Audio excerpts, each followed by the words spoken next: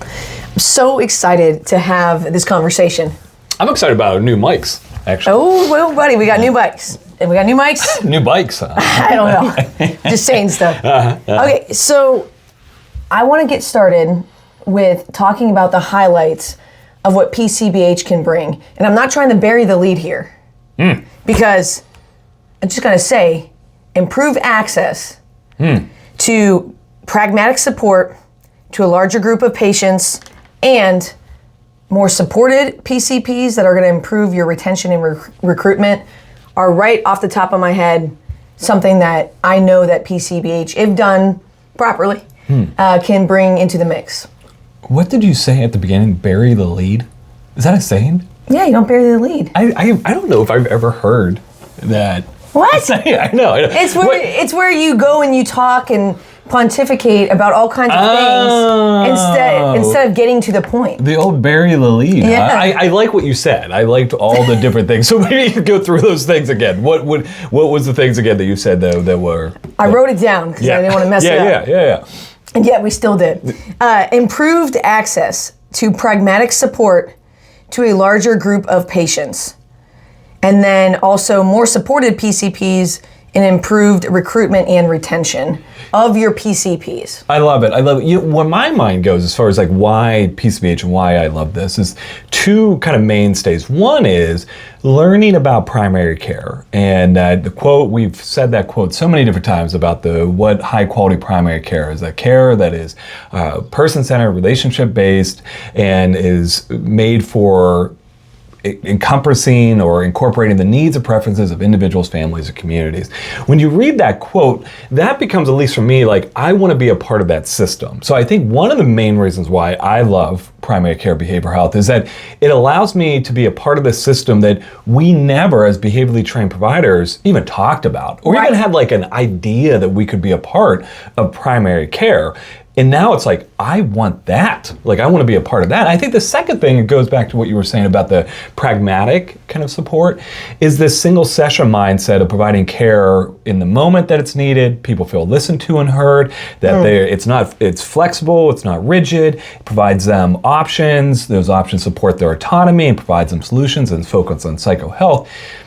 It just is such a reinforcing place to be. And like when you take a step back, and we've talked about this regularly, it's like, why wasn't behavioral health just always this? Like, this is what behavioral health should be, that we can reach a huge proportion of the community. We can actually give them help in a way that they want as a community member, as a human going through their day. That's not, again, rigid. You have to come in every week. You have to come in every hour. It's like, hey, come in when you need us. Right. We're here for you. Well, I think that what you were saying about wanting to join the high quality primary care movement, and then the one thing about working in primary care, and Jeff Ryder, we give him credit for saying this, and I think he did, is that primary care is where good ideas go to die. And the reason for that is because it is so fast-paced, it's so demanding, and it causes you to be uber practical. Yes. Because if there's anything that exists in the system that isn't working for the patient, isn't working for the providers or the staff,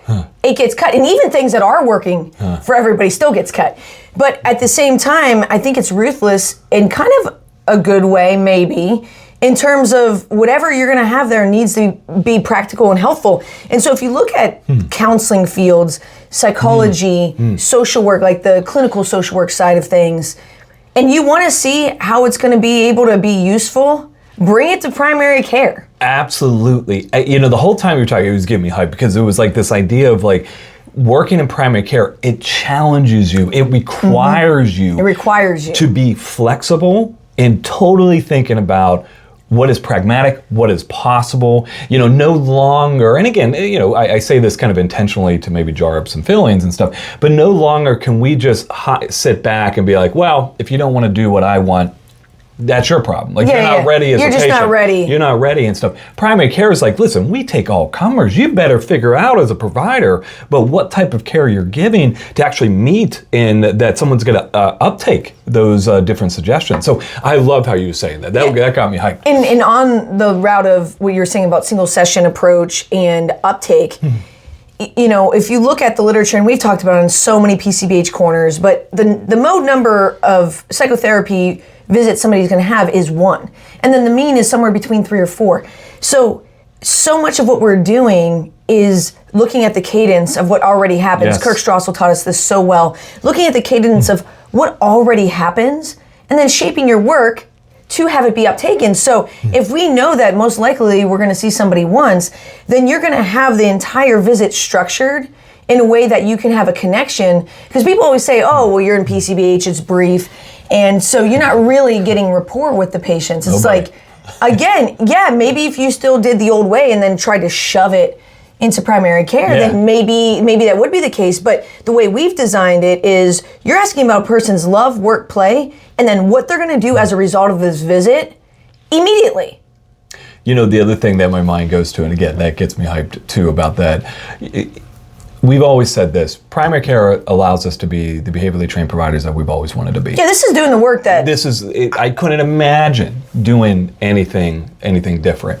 And I think, the contextual approach, obviously, that we talk about, I think is really useful, and it's just what would it mode? It wouldn't be mode. I'm not sure.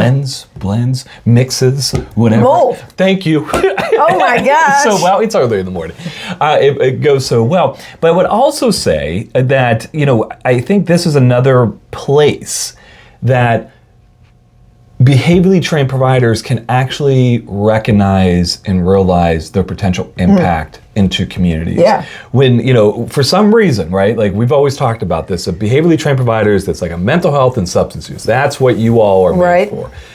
When you look at all the things that come into primary care, all the behavior that's there, all the contextual influences that produce these behaviors, that making diet and exercise and sleeping better, all these different lifestyles. Treatment adherence and all the whole lifestyle that gamut. It's easy and that's not a part of who we are or we should be as a field.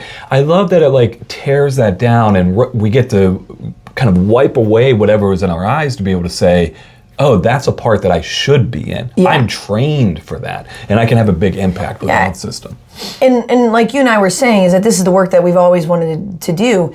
And so many of the BHCs who've come through our system were like, oh my gosh, thank you. Like, this is a breath of fresh air in terms of, let me go, coach, and go help that patient. Let me ask them about their life, and then help them craft a plan of 1 or 2 things they're going to go do as a result of the visit, versus it being death by screener. Instead of it being, all of these other, almost like, I'm not thinking of the word right now, but it's like the traditions, and it's like, well, okay, I want you to take a seat, and now let me take a seat. Now let me get out the clipboard.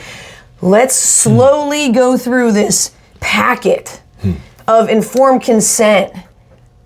And there's a word that is just escaping me of where you're just going through the motions of it, and it's like just like on autopilot. It just is like you just tap ceremony. Yeah. Oh, nice one. Yeah, where it's like, and I'm not saying to not give an introduction of what you're going to do. Yeah. But why does it have to be 6 pages of fine print? Well, it goes back to this other thing that I think primary care behavioral health allows. It allows us to reach it for sure. Therapy lovers, for sure, will be able to reach within this realm.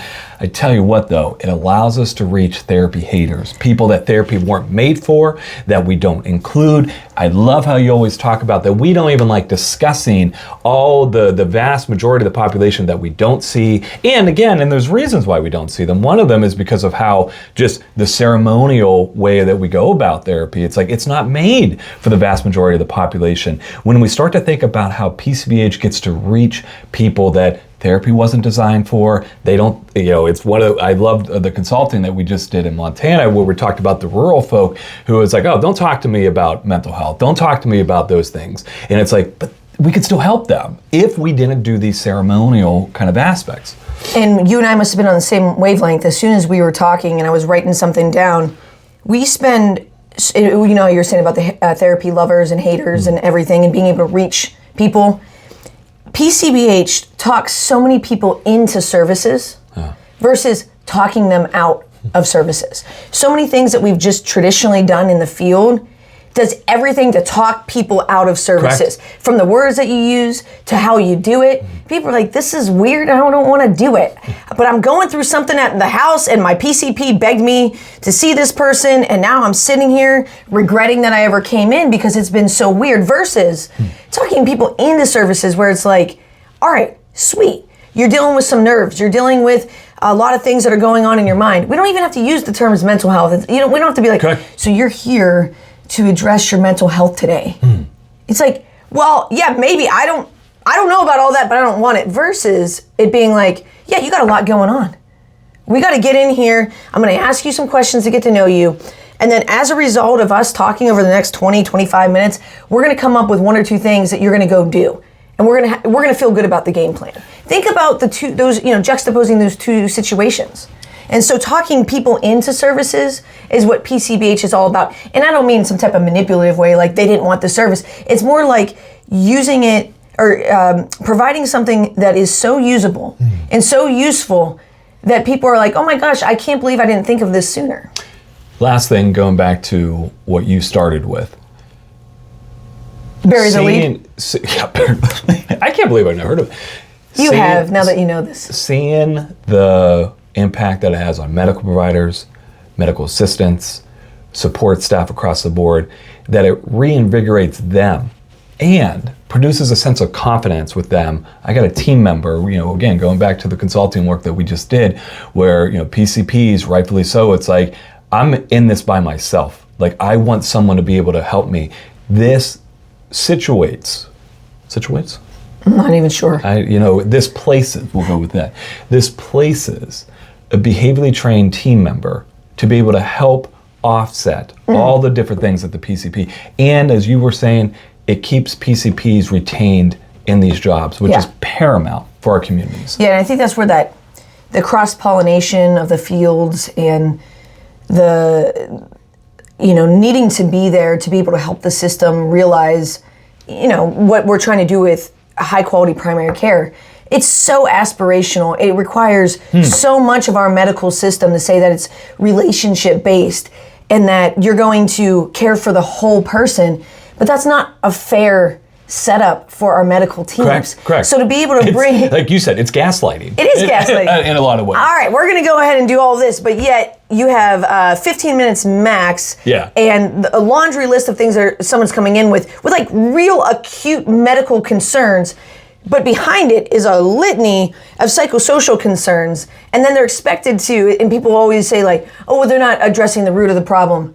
Well, how the hell are they going to address the root of the problem without that support? And I think situate might be the right word. I just didn't know exactly what you're going with it. I wasn't even sure if it was a word. That's the problem. Be. We'll look up after this about situate. But if you do situate, and I know what you're saying, so if it's not a word, if you do situate a mental health professional who is trained to work in the primary care setting, to be immediately useful and to provide a service that is easily uptaken because we're talking people into the service instead of out of the service, that can help shoulder that burden. It's a lifeblood for our community, and it's a lifeblood for our team members that are working in primary care. Ooh, that's good. Ooh, we should drop the mic on that. So let us know what maybe your biggest whys of PCBH and working in this primary care system, anything that we missed, but this was fun. This got me hyped. We learned some things today. Situate. What was the first? Bury the lead. Bury the lead. I tell you what, bury that lead. Well, as always, thanks for stopping by. You're not supposed to bury the lead. Oh, you're not supposed to bury the lead. Yeah, you're supposed to come forward with the lead. I'm learning.